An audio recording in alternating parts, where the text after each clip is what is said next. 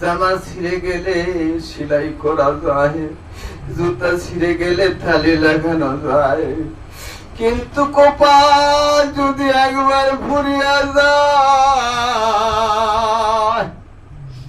ভরা কপাল জোড়া লাগে না। আমরা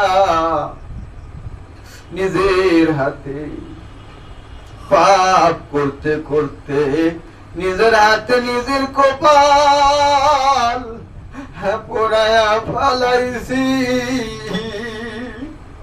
পোড়া কপাল জোড়া লাগায় দাও গো আল্লাহ, ভাঙা কপাল জোড়া লাগায় দাও।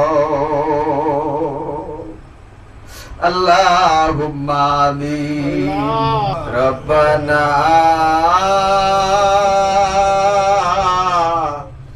ইয়া রব্বানা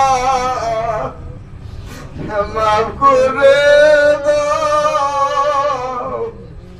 আমাদের জীবনের সব গুনাহ।